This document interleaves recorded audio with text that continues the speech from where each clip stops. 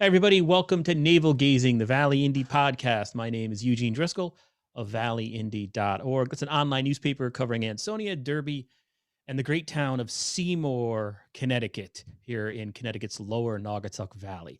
And joining me for her very first appearance on Navel Gazing, the Valley Indy podcast, is Seymour First Selectwoman Annmarie Drugonis.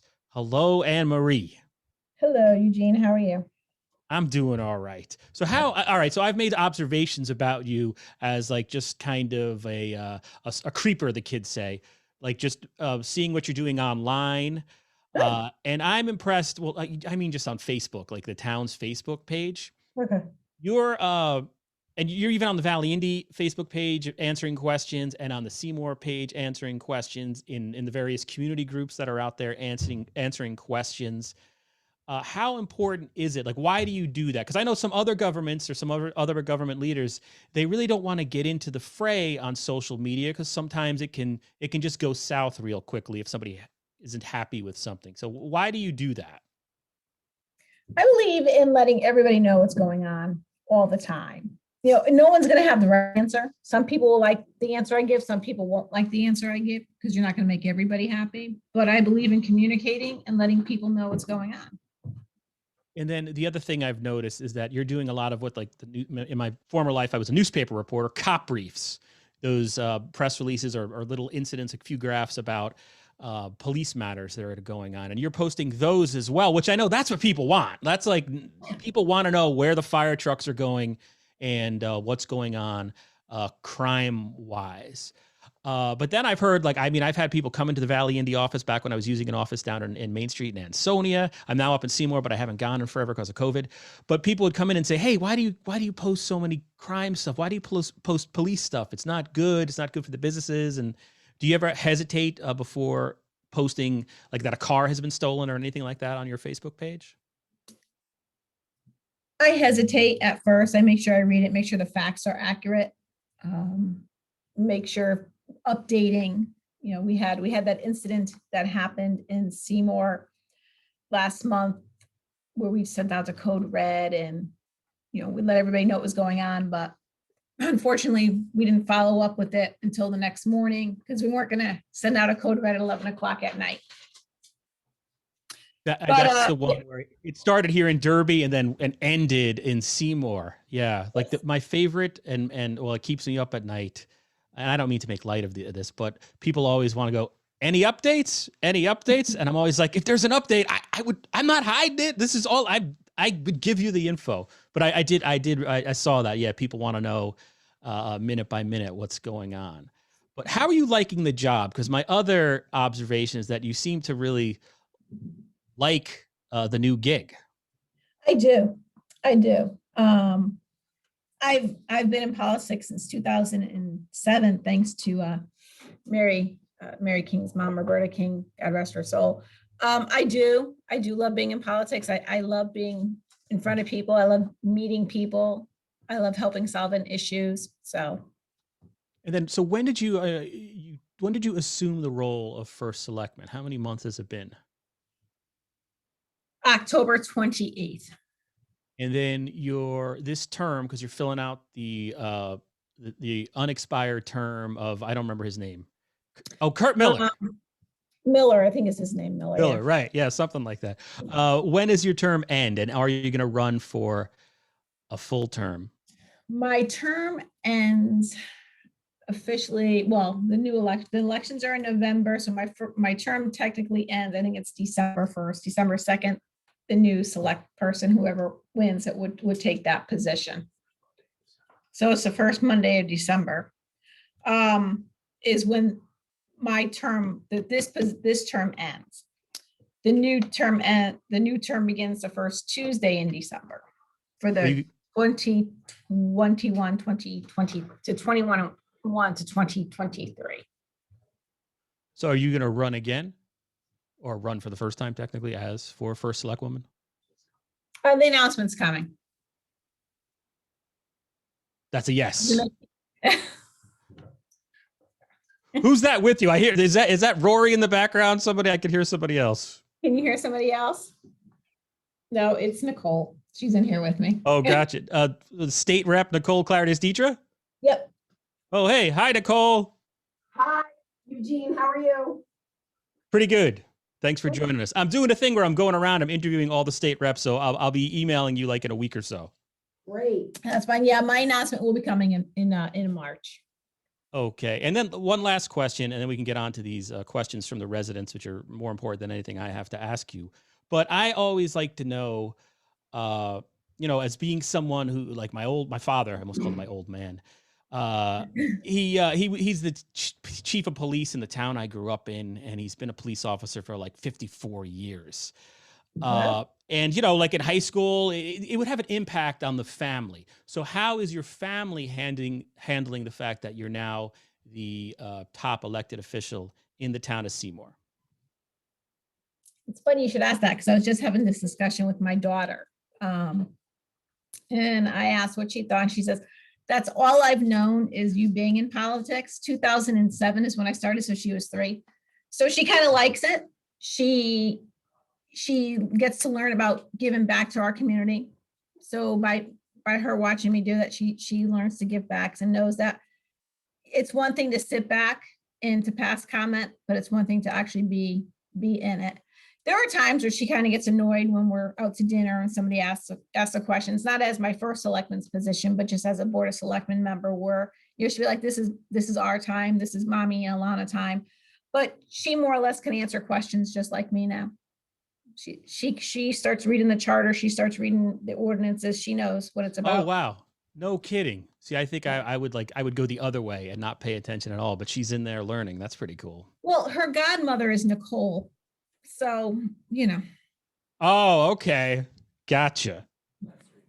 All right. So last week, I think it was Thursday, maybe it was Friday. I don't know. It's all a blur. We had Harry Connick Jr. down in Derby at some point. No, I saw that. Yeah, that was something. But Alana asked who that was, and I just said, you can go to your room now. Yeah, there was a couple of people on Facebook who didn't know. But I put out a query to residents in Seymour specifically asking, hey, I'm going to interview the first Selectwoman on Monday. What are some questions? And what I love about Seymour is that people ask questions. They definitely are involved, and they're good questions. You can tell they're tracking these things, which is great to see. But before I get to that, I have to read a word from our sponsor, valleygivesback.org. While giving back is always in session, now is a great time to plan your gift. Name a Valley nonprofit in your estate plan and create a legacy that tells future generations what mattered to you. With a planned gift, you have the power to impact the Valley forever without affecting your current lifestyle. Your action will inspire others to make a difference in their own way. Remember the Valley. Ask your accountant, financial planner, or attorney about planned giving options. Plan now, give later, impact tomorrow. Learn more at valleygivesback.org. All right. So the first question, I'll just use first names because I don't want to butcher everyone's last name. I can barely pronounce my own name. This is from Patricia. Any progress on Tri-Town Plaza? Will anything replace the movie theater that closed? The Vault, which is on Main Street, 150 Main Street, is doing very well. That's a new virtual reality place that opened up in Seymour so far. And it would be nice to have more places for our kids to go post-COVID. So that's probably the most asked about question in Seymour, Tri-Town Plaza. It's always the most asked about question, right? So as everybody knows, Tri-Town Plaza is privately owned, and it's leased out. So we really can't tell them what to do. We are looking at stuff down the road. There is talks, but we really can't get into it right now because we don't know. We hate to give any credence to it if we don't have anything signed. Hopefully there will be something going in where the movie theater is. Hopefully eventually there will be, but as you know, it's private property and we can't tell them what to do with it. We can't tell them how to treat it. It's like them coming out, the town coming into your house and saying, you have to paint your house blue, or you have to have your driveway going this way, or you have to do it that way. We are looking at doing a diversified, different types of mixed use in there, different types of things may possibly go in there. So it is being looked at. It is being worked on. There are talks with people. I should probably silence my phone. There are That's okay. talks with people on it. It looks promising. I could say that. Yeah, and the movie theater definitely closed. I didn't realize that it was for sure closed, like permanently closed. It permanently closed.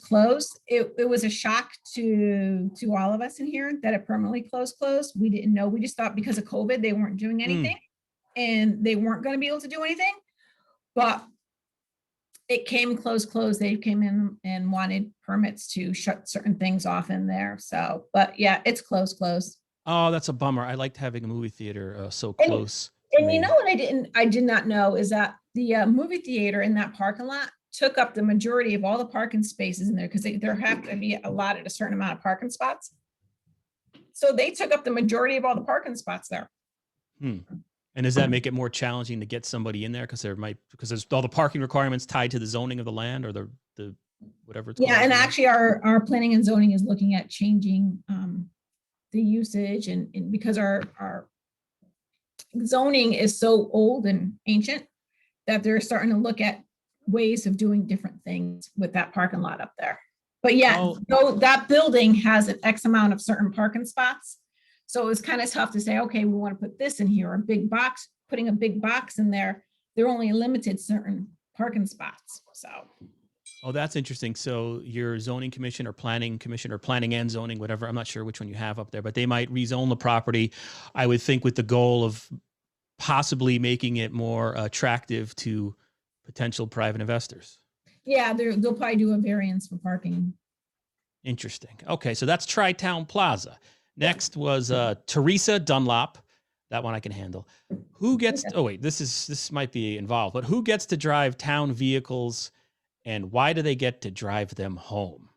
So vehicles are given to town employees that are on call 24/7 in case there's an emergency in town and they need to get there. Instead of coming all the way to town hall or to the fire department, they can leave from their house.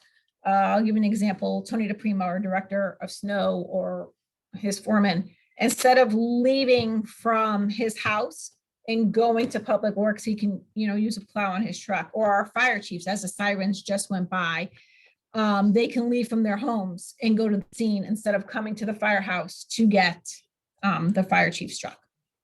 Okay. Number 3, this is from Steve Lonergan.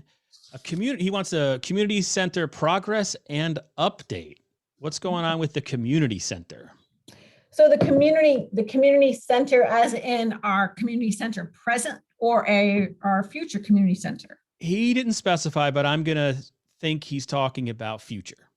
So the future community center, we are, well, as you know, Kurt is the chairman of that board, right? That would be our new community center. And Fred Stanik's our vice chair. They meet monthly. All our meeting notes are online. Public are welcome to encourage. They're sending out a survey to the residents. I hate to put a timeline on it to say when the survey is going to go out, just in case it doesn't go out. I don't want my feet saying, oh, well, first Selectwoman said. So the survey should probably be going out by the end of this month sometime to ask the residents what programming and what they would like to see in there. And I know Gene Fabos Sosnovich has done at least 2 stories in the past 4 or 5 months on some of those community center planning that's happening. So if anyone wants to look that up, just go to valleyindy.org. We have a little magnifying glass there. You can search it up. And the next person also had questions about the community center. But this is for the current. This is the 70 Pine Street one. Is there a game plan for when/if the community center will open? If so, will the programs that were held there before, Boys and Girls Club, be reopening? Oh, so the community center itself will be opening in March on very, very limited uses. As you know, or maybe you don't know, the public health department, Naugatuck Valley Public Health, is issuing vaccines in the gym. So they're using our gym until the time comes where we no longer have to issue the vaccines, probably April, May timeframe. The community center itself, the buildings, the senior center is opening up. They're going to be using the bingo room to do recreations in there, keeping the safe distance because we want to make sure everybody stays safe with the COVID. the Boys and Girls Club, there was an announcement made in the fall by us, by the Board of Selectmen, when Miller was still in here, that we allowed them to come back. They had an industrial hygienist come in, did the air readings, and they found that the air wasn't turning over enough to have the kids go in there. So they decided to keep the Boys and Girls Club closed, and they've now made the decision. We were notified that they will not be coming back into the community center. So the Boys and Girls Club will not be coming back in. Did they give any indication as to why? For them to come back in and make it safe for the children to be in there for the 4 hours that they're going to be in there, they have to turn the air over a certain amount of time. And the machine or the instruments to put in is just a lot of money for the boys and girls to put out, and even for the town to put out, and for a building that is not going to be used, for 4 hours. Gotcha. Yeah. And I know a lot of nonprofits in the Valley are struggling because of COVID.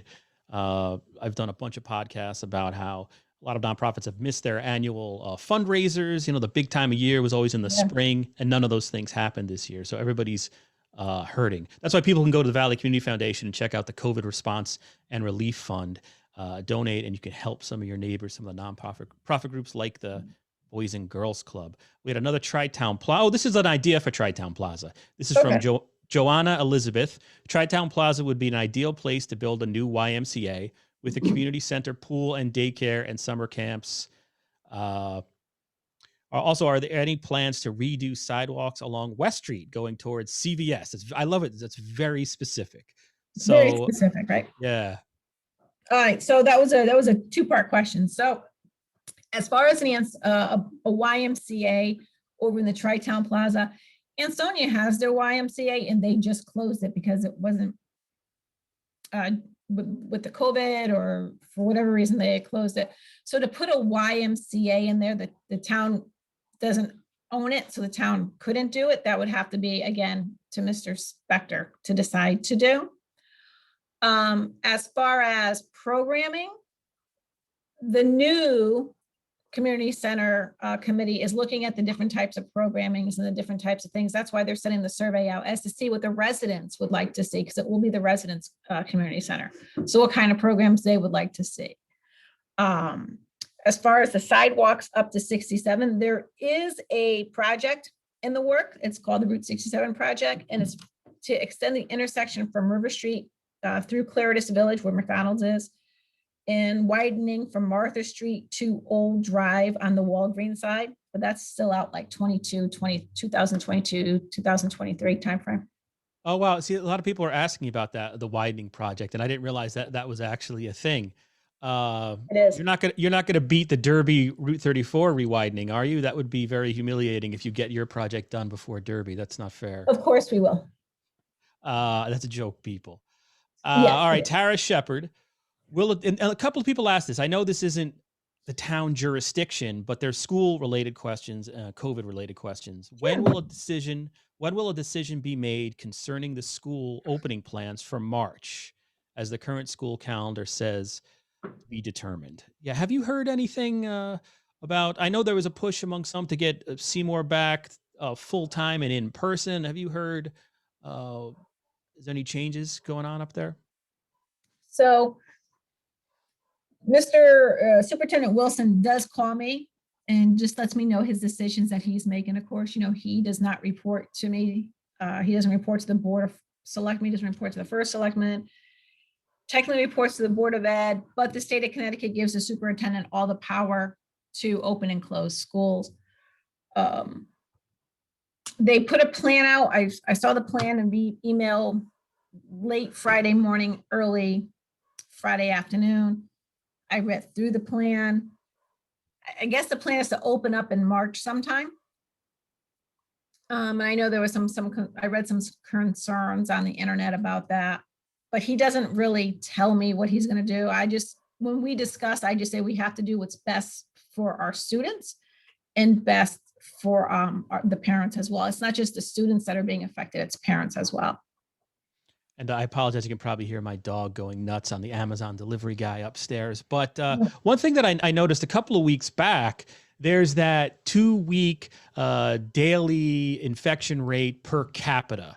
And there was that 1 week where Seymour really shot up. I think it was 86. And that was right around the time there was this debate, at least that we published a story about going back in full person. But Mhm. Seymour had really, it's coming down in the valley as it is all over Connecticut, thankfully. But do you have any theories, or did you, in your discussions with the Naugatuck Valley Health District or the school district, why Seymour had that spike? Was it just the holidays? Was that what we saw after the holidays, do you think? I believe it's after the holidays. It is. And, the numbers are always higher on a Monday than they are on a Friday because you have the data collection from a Friday plus the Saturday plus the Sunday. So you see that high spike on a Monday. It was a holiday. I don't really think that, there was anything special, but people need to know that they still need to be careful. We still have to stay 6 feet apart. We still have to wear a mask. We still have to wash our hands. Even with the vaccine here, yeah, it's not the time to get. And that's the funny thing. Someone said, well, if I get the vaccine, I don't have to. I'm like, even if you get the vaccine, you still have to wash your hands because you just have to be hygienically correct. Even if you get the vaccine, you still have to wear a mask. You still have to practice social distancing. You still have to do all those things, even after you get your vaccination. Absolutely. Then this next question is from Cheryl Castaldo. Are they going to put something in Tri-Town Plaza, maybe a Trader Joe's or a Christmas tree shop? And you've answered that. The town can't go in and say, put in a Trader Joe's or else. That's real. That's private investment. And You're absolutely right. We would, there are things that each one of us as a board would love to see go in there. Trader Joe's, TJ Maxx, a nice restaurant to sit down and have dinner at. There are different things we love to see, but unfortunately, we don't have the final say in any of that. This next we question. will work with somebody. If somebody wants to go in there, we will work with them. We'd have our planning and zoning work with them. We would do anything that we could possibly do to get them in there, to land them. But until, they come in and say, yes, we're going to do it, our hands, unfortunately, are tied. Someone else asked, and this is general, just can we get more businesses in town? Maybe I'll morph that into somebody I'd ask later. Your search for an economic development director. I know I had watched some meetings from at least 6 months ago or so, maybe longer, and talking with the former first selectman. There was talk maybe of having Sheila O'Malley from Ansonia sort of regionalize economic development in some form. What's the latest with the town's search for an economic development director? We just brought that up at our last Board of Selectmen meeting. We do have a job description put out detailing what we expect the economic director to do. But unfortunately, due to COVID, we have put that on hold for now, and we just want to wait until next budget year to see if that's something we want to do. That is on the economic director. As far as bringing more businesses in, we're focusing on diversifying our grand list to bring in more mixed use. I would say that, expect to see growth on the Route 34 corridor. We're working on identifying areas ripe for development, changing some regulations and how different properties can be used. As you know, the Stones Throw on 34, that was sold, and there are people in there redoing it now. That's great. That's such a great location. It's a shame that I don't know, that restaurant can't seem to hold on, but hopefully that's good news. That's good to hear. And everybody keeps mentioning, they keep mentioning economic development. What they have to remember is that our commercial, our industrial park, that is filled, that is to the hilt there. So new companies, and they're expanding. Thule's just expanded. The Emerson Scale Company just expanded. So we have companies in there expanding. Roll Top is expanding as well up there. So our industrial park is filled, which is great. Now we're looking at Route 34, which is starting to pick up, and we're going to start seeing things on there as well. Not just the restaurants from Stones Throw as well. So there's just more and more coming down the road. It's just that it's hard for us to say until we have it signed. It's really tough. Okay.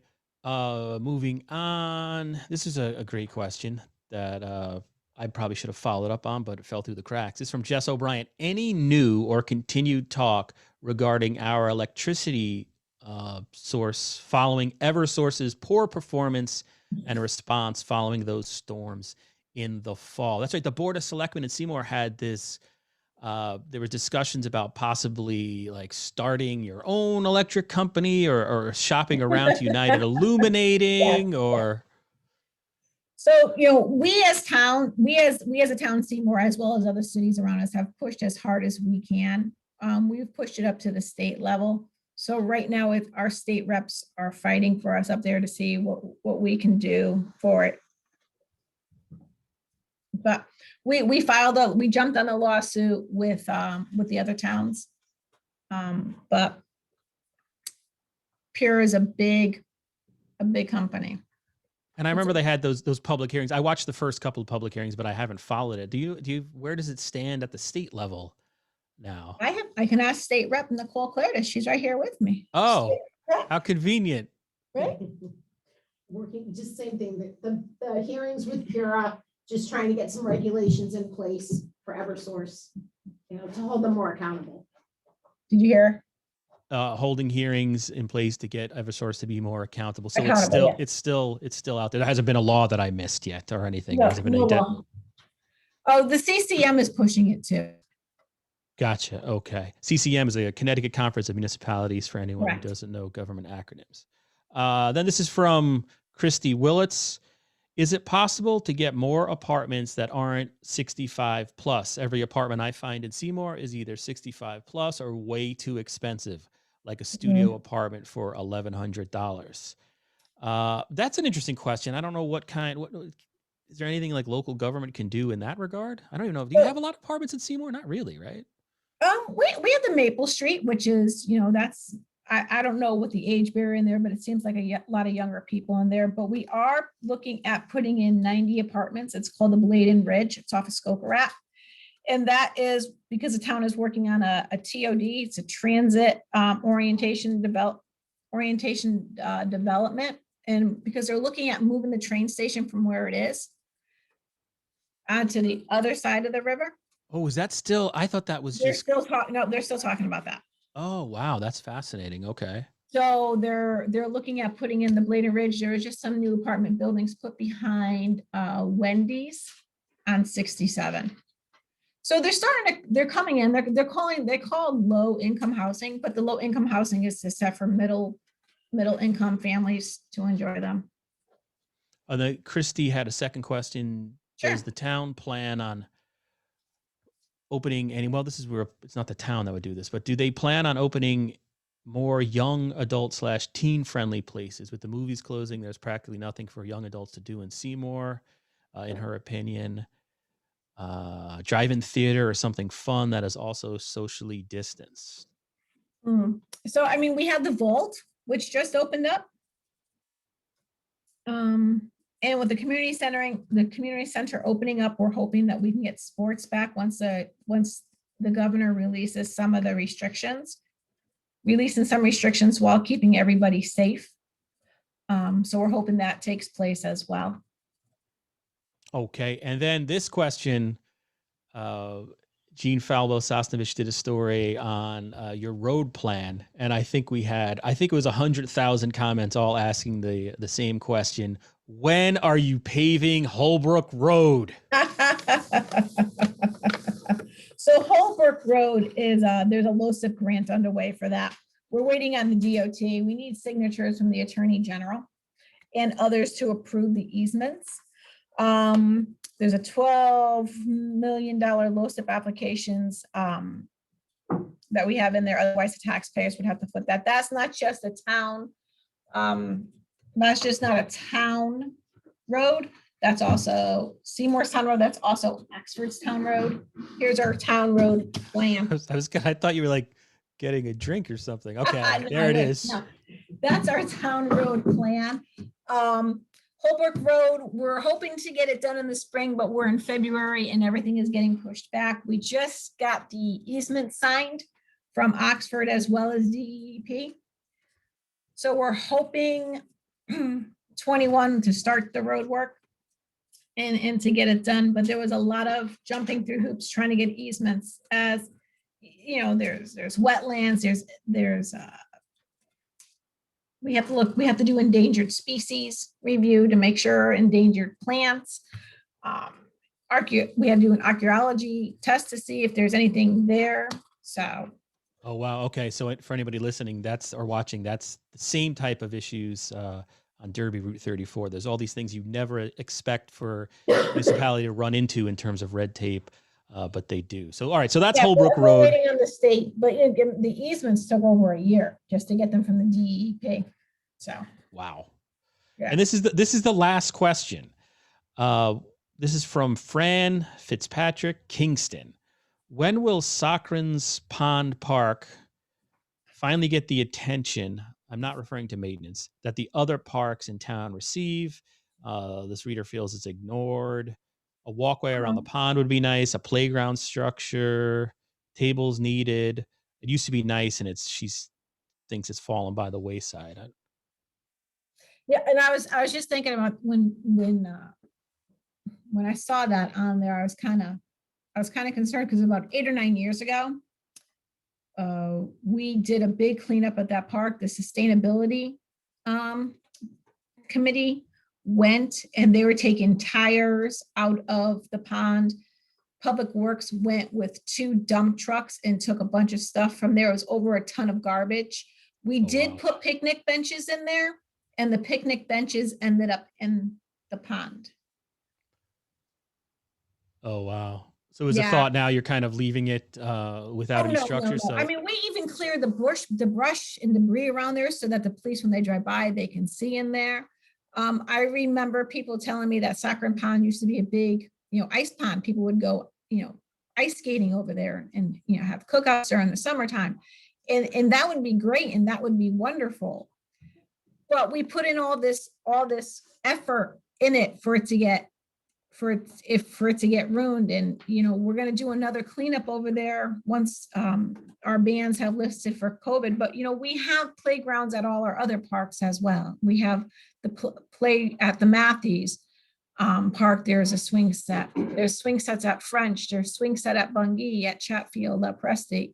There's all that at the school parks that can be used when the school's not in session, and Gary Park as well.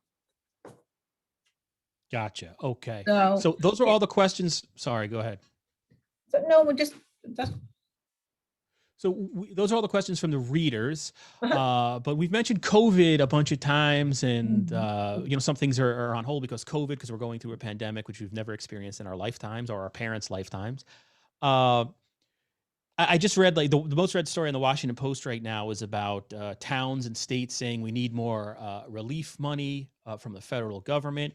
But in Connecticut, we seem to somehow be doing sort of okay. I don't understand it. It's all beyond me. But I watched a Board of Finance meeting where it's not like, Seymour the government seems to be holding its own in terms of revenue. It's not like you're experiencing a massive decrease in people unable to pay their taxes. How is COVID impacting the finances of the town at this point? Our collection rate, I think we're down maybe 500,000 in collections, but otherwise our collections are still going strong. They're still going good. We are as a town, we put a spending freeze on when Kurt was in office back in March a year ago. We actually put that freeze in place. So we were not spending money that we did not have to do. The town is doing pretty good. 500,000 is nothing to sneeze at, but it's not the worst thing ever either. So, I did see questions about, are you going to keep our mill rate down now that the assessments went sky high? We don't. Oh, right. We're working on on your community page, I've seen that's been a big discussion. Sorry, I interrupted you. Go ahead. It's okay. So once we get our budget in place, we'll know what our mill rate is. And we're working on our budget now. Yeah, I think Jean had in one of her last stories, you're going to present it to the, what do you go to the town board to present it first, or do you go to the board of finance? It's coming up in March, I think, if I remember. March, the first Monday in March is when I have to. So each department does their budget and they present their budget to the Board of Finance. And then what I do is I look at everybody's budget, even after they presented, and I go through and I look at what I feel we should be able to spend, or I feel where we should not be able to spend. And then I, in turn, go to the Board of Finance and I present, or the first selectman presents their budget.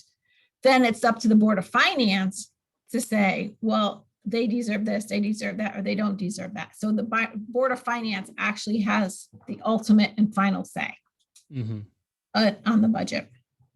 And then it goes out to vote for the taxpayers. And hopefully this year, well, I guess we don't know yet whether that it'll definitely go to voters again. It's still too early. Is that right or no? I can't see why it should not go to the voters this year. If we can, my feeling is if we do it safely and we wear our masks and we say safe distance, I don't see why we should not be able to, but we'll see what the governor has to say. Yeah, it's He has the interesting. final say. We all just did vote in the presidential elections. So Yes, we did. it's interesting. Okay, and then I guess you have a Board of Selectmen meeting. We're recording this on Monday on President's Day. Thank you for talking to me on technically a day off because government is not working on this Monday. But you have a Board of Selectmen. There is no day off for the first selectman person. Just remember that. I'm working all the time.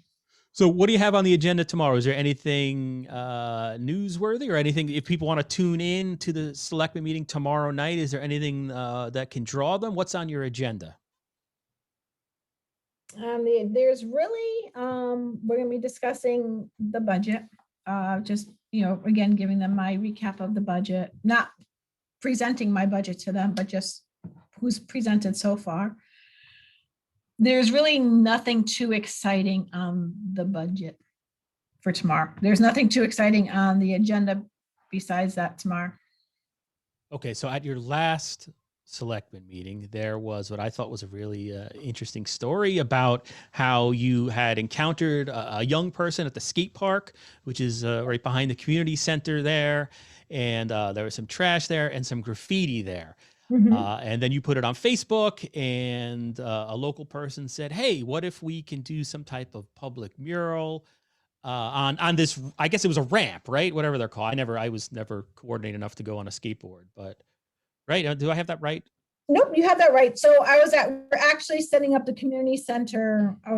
Tom Amy was over there. Our emergency director was setting up the community center for the COVID shots, the vaccinations. And I just happened to be standing outside and there was some trash on the ground and some water bottles. And I went over there to take a picture of it, as well as the graffiti that was on the back of the ramp, to send over to our public works department to say, hey, can you get a bunch of people over here to clean this up and to spray paint over this, because there were some words on the other side that were not fit for the younger kids to see.